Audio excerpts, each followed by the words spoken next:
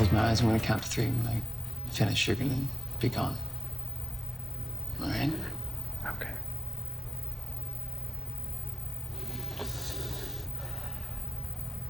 One,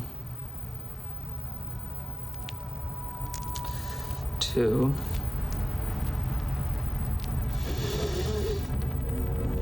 3. It's intense, and it hurts a little bit. You've seen him in the John Cena comedy Blockers, as well as last year's Halloween with Jamie Lee Curtis. Now he stars as a troubled college freshman named Luke, who suffers a violent family trauma. It reunites him with his even more troubled imaginary friend Daniel, played by Patrick Schwarzenegger. And Daniel isn't real. He, however, is real. We're welcoming him to People Now, Miles Robbins. Thanks for joining us. Good to talk to you. Thanks for having me on. I can see myself. There you are, you're everywhere. When you see that, what goes through your head? Is it as intense for you, or what do you remember about like a day like that shooting? Well, that was the first day that we shot something, actually. I remembered the coffee was pretty good on set, and I had some seltzer. I won't say which brand. Okay, right. Thank you for being respectful to all brands. I don't know who your sponsors are. Well, here's a question for you from an acting perspective. You talk about, I mean, look, there's heavy stuff here. Violence, family trauma, all this sort of internal dilemma going on. I feel like that would be a challenge to get into that headspace as an actor. Was it for you? Yeah, I mean, I think it's really great to be able to empathize with difficult situations and people going through a hard time. That's one of the good things that an actor can do, I guess, is try to create an empathetic view of these people. So it was a challenge, but I'm happy I did it. Yeah. And, it didn't make me too sad. Oh, good. Because it is really heavy. So what was your reaction the first time you watched the completed film? Well, the first time I watched it, I was just trying to make sure I didn't look stupid. Okay, right, yeah. And so I think that worked fine. And So it's like an aesthetic pass first, like. yeah, hey. I just don't want to, you know, I just make sure I don't look like I'm, you know, being too silly up there. So but I think that watching it, you know, I know that all the demon monster things that are there, like I saw him eating lunch.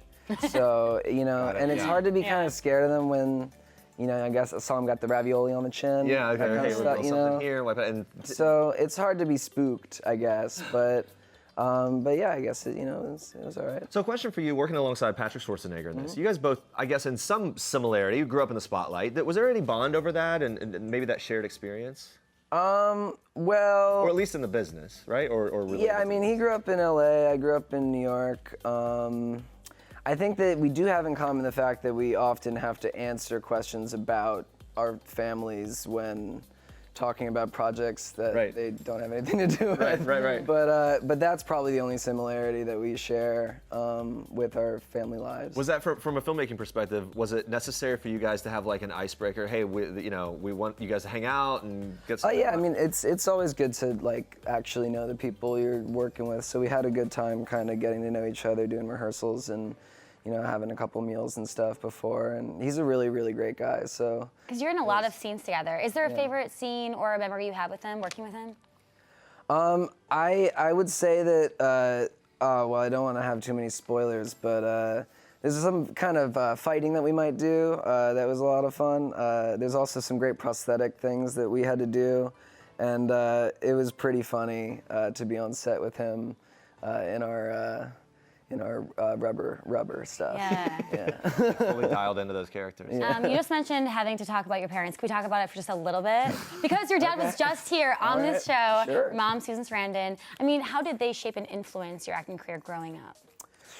Well, they actually wanted me to be a early 20th century oil baron, but I wasn't that good at it. So It's really a departure for you to do yeah, this. no, I mean, you know, it was cool for me. It was just kind of their job, and I guess, you know, it didn't seem like it was that weird of a thing to do, but I enjoy doing it, and And yeah. Your dad's so proud of you. When he was here, he was talking about how incredible he thinks you are, and I think it was really sweet. I'm really glad that he told you that, and I'll go call him and tell him to tell me right now. Say it if it's Yeah, say it, Dad. By the way, turns out you're also a singer-songwriter. Can you tell us more about that? The Pow Pow Family Band. Yeah, I have a band called the Pow Pow Family Band. It is the worst cult in America. We are a family of friends, chosen family. We like to make songs and sing them for you.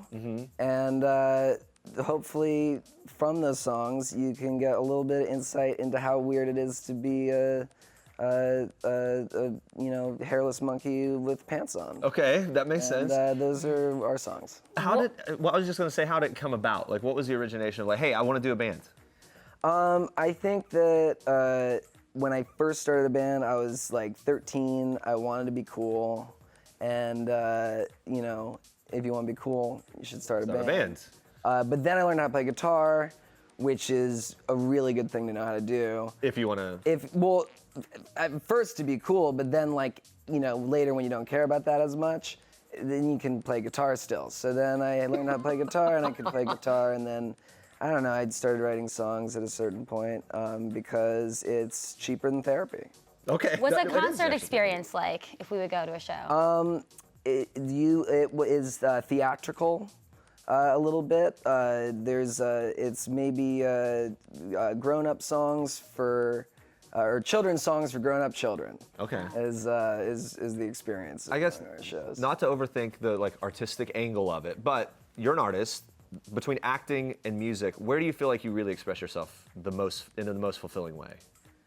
Yeah, it's a good question. I mean, I think that music is kind of an act of self-expression, purely, in a very pure sense. And it's kind of about being the most you that you can be. And then I think that acting is about empathy and getting into somebody else's headspace. Sure. So they kind of are really complementary, and I'm really glad that I can have the opportunity to do both, and I'm grateful every time I get a chance to. So. Yeah, and you said you joked that it's cheaper than therapy, but I feel like making music would actually be very therapeutic. Has that been the case for you? Yeah, no, I mean it's definitely specifically therapeutic for like everyone who does it. So Yeah. I think that it's I recommend it if you at home all want to learn how to play the guitar, the hurdy-gurdy or whatever, that's a good idea.